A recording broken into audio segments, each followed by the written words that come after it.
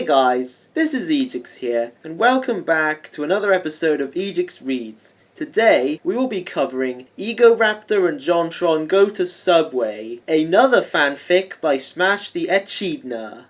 I'd just like to apologise, the story I was going to do for this episode, it's apparently been deleted, so unfortunately I've had to resort to doing this story as a backup, so yeah.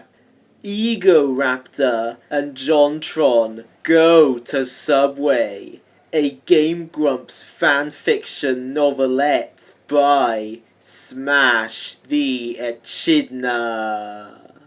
Prologue: The Hunger. Hey, I'm Grump, I'm not so Grump, and we're the Game Grumps. Egoraptor and JonTron, the Game Grumps, screamed one morning. They were about to yell at video games when suddenly JonTron's stomach grumbled loudly. "Haha! Looks like my stomach's grump too!" JonTron said. Egoraptor giggled and waved his hand toward JonTron as if to say, "Oh, you." "Alright, we should go grab something to eat then," Egoraptor said. "Where do you want to go?" "I don't know, this is quite a pickle," JonTron replied. Making decisions was not JonTron's strong point, but making food puns certainly was. The two ruminated over the quandary for a moment, considering all possibilities available to them but never reaching a conclusion. They might have remained stuck in this situation for all eternity were it not for the train passing over their house giving Egoraptor an idea. "How about we go to Subway?" he posited. "That sounds grumptious! Let's do it!" JonTron gleefully responded. So they quickly put their clothes on, stepped outside, and got into the Grumpmobile. "Hey, where are the keys?" Egoraptor anxiously asked. His head darted in multiple directions, frantically searching for the car keys. He began to become hot and bothered. "Right here, pal!" JonTron smirked as he gingerly pulled the keys out of his pants pocket. Egoraptor playfully slapped JonTron's chest as he grasped the keys and plunged them into the ignition hole. The Grumpmobile started up smoothly and the two dudes buckled up. Egoraptor made sure to check that they still had plenty of gas, that their signals were functional, and most importantly, that their fuzzy dice were still funky fresh. Everything was clear for them to start driving. Thus, the Grumps drove themselves to Subway, making sure to obey all traffic safety laws on the way. Chapter 1: Welcome to Subway.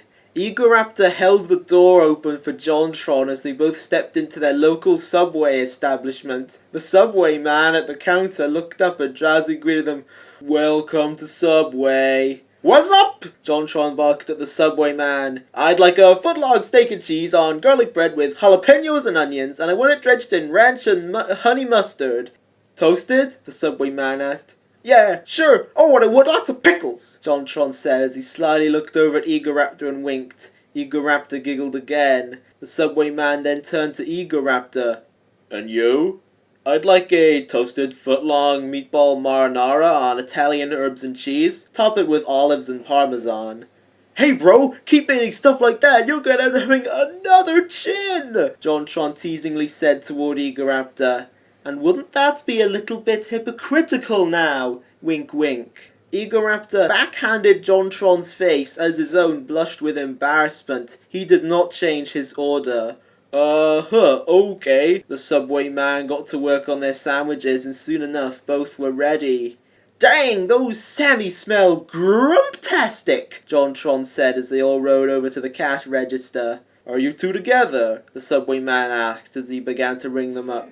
Yes, JonTron timidly said. Egoraptor nodded in agreement. "That'll be $10, the Subway man said. Egoraptor, of course, paid the entire bill. Thus the Grumps received their burgers, putting an end to their cuisine crisis.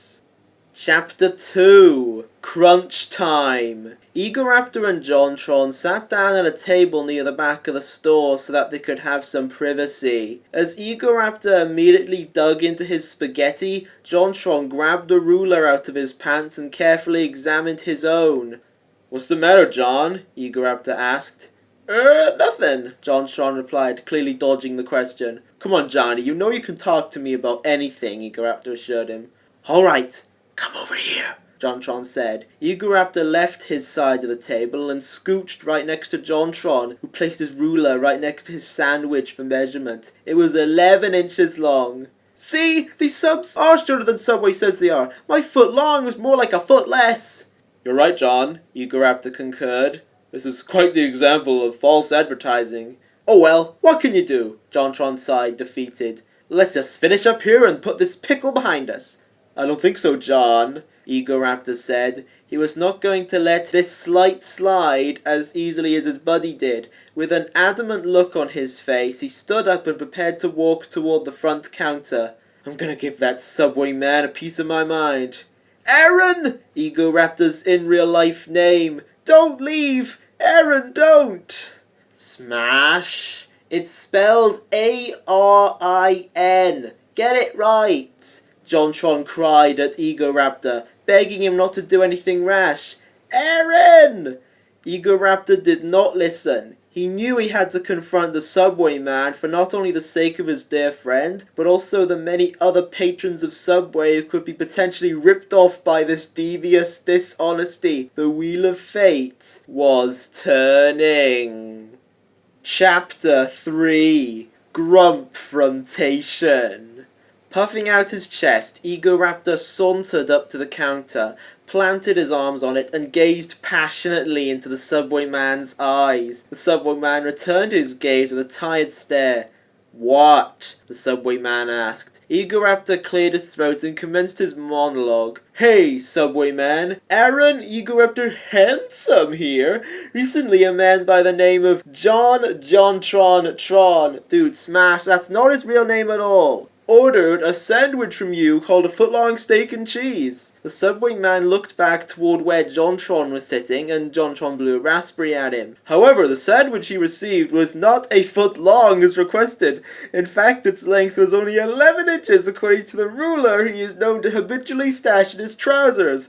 As a result of your negligence, my pals experienced symptoms of depression, paranoia, and an achy tummy. Ergo, for the suffering and damages caused by your substandard sub, I would like to humbly request a form of compensation for my dog? Thank you. With that, Egoraptor finished his spiel, which he thought was pretty darn swell.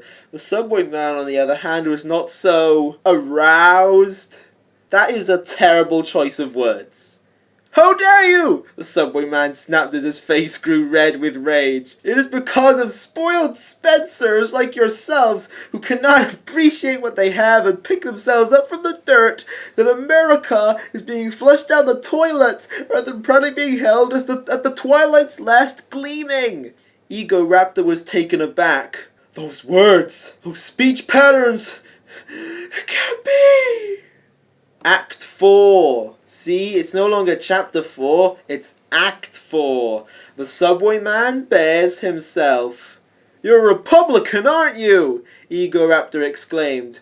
Mwahahaha, so you have figured me out. The Subway man cackled as he disrobed his Subway uniform to reveal a business suit and grow a tie out of his neck. No matter, you two so-called game grumps have no chance stopping Subway and its inch-short footlongs. Upon that note, he hopped into his combination limousine/race car and rocketed into the night sky. We'll see about that, Egoraptor retorted. John, we have to go after that Subway man and put an end to his madness. Do we really have to? JonTron whined. John, if we don't go after that guy, he'll just come back to scam more customers out of their last inch of sandwich. And that extra inch might just be what makes those hungry humans feel stuffed instead of starved. So what you're saying is, yes, we have to! Egoraptor screamed as he piggybacked JonTron into the Grumpmobile. Not having the time to buckle up, he quickly punched the jet boots button, which turned their tires into jet boots. And within mere moments, the two lifted off in hot, throbbing pursuit of the Subway man. Chapter 5. Hot Suit. You two scallywags are quite persistent, aren't ye? The Subway man squawked backward at the Game Grumps as he shot at them with cannonballs. Yes, not only is he a Republican, but he's apparently also a pirate. The dynamic duo had to maneuver carefully to avoid the savage spheres, while simultaneously trying to figure out their own angle of aggression. "John, did you remember to resupply the Grumpmobile garrison like I told you to?" Egoraptor asked as he piloted his steed through the perilous flight. "Oopsie doodle!" JonTron answered innocently as he cocked his head and looked at Egoraptor with puppy eyes. "Oh, John," Egoraptor moaned. He had to come up with another way to wallop the foe whisking away from them. It took only a few seconds before the light bulb in his head jacked off. Oh my god. What the heck, Smash? "I've got it! Hey, Subway Man!" Egoraptor yelled at the Subway Man. "Redundancy! I bet that silver spoon's only in your mouth because your mom shoved it there to shut you up." "That not be the truth," the Subway Man replied as he spat it out. "Haha, Republican? More like Re-Picklekin!" JonTron howled. Egoraptor thought that JonTron's insult did not actually make much sense, but he patted him on the head anyway. The Game Grumps continued to taunt the Subway Man mercilessly, ultimately causing his suit to spontaneously combust. Indeed, the burns were so bodacious that the Subway Man had to chomp an orange to put out the flames. "Yar, I bet you be feeling like Jolly Rogers about the salt you sniped at me. Well, how's about I snipe something at you?" A gigantic flintlock rifle popped out of the Subway Man's ship and took aim at the Grumpmobile, shooting an entire elephant at them. Though Egoraptor was able to steer their ride away from the brunt of the devilish Dumbo, its tusks did manage to pop the tires on the starboard side. They were going down. "John, looks like we're gonna have to jump," Egoraptor proclaimed. "I can't, man!" JonTron shouted back. "My shanks are shaking too hard." "Just do it!" Egoraptor opened the hatch of the Grumpmobile, got on the roof, and in one swift motion he leapt onto the Subway Man's vessel. This was a very easy feat for him, as he knew how to ride on cars. JonTron, on the other hand, was not as cool as Egoraptor, but fortunately for him, he was able to grab hold of his companion's long flowing hair before he became roadkill. Thus the two held onto each other and the Subway Man's hot rod tightly as they approached their final destination, Fort Knox. Chapter 6. Fort Knox Facts. Literally stopping on a dime, the Subway Man's car came to a halt and threw Egoraptor and JonTron into a thick, hard wall. The two lost consciousness immediately. A familiar, fragrant scent wafted into the Game Grumps' nostrils as they awoke to find themselves locked in a cage. They took a look around. The room they were in was pitch black, save for the dim yellow glows coming from the top of what appeared to be buckets. The cage itself, though they could not ascertain what it was made out of, was entirely impenetrable, and the smell, which they could only describe as baked, permeated the air. "Hello? Is anybody there?" JonTron screeched. "Please let us out!" "Ha, you really think it would be that easy, Jonathan?"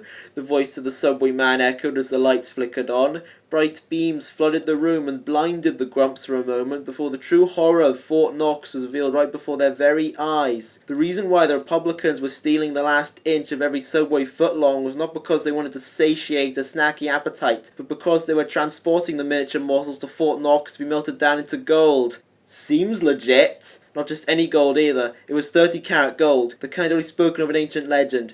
"Impressive, isn't it?" The Subway Man Republican, whose real name was Bootstraps McYolo, now you say that, walked up to them. An armed entourage of the grand old party stood at his flanks. "With this secret operation taking place right under the noses of the American people, nothing can stop us from restoring the gold standard."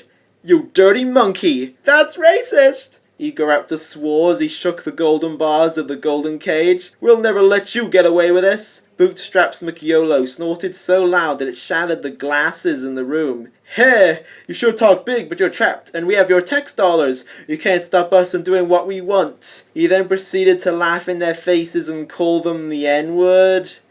Seriously? JonTron started to cry and curl into a fetal position from the bullying, but Egoraptor hid his face in her hair and did not react one bit. "What's the matter, Aaron, my boy?" Bootstraps McYolo asked. "Not feeling as handsome as you used to?" "You may think you have the upper hand," Egoraptor snidely replied, "but you forgot that Egoraptor has 3 members!"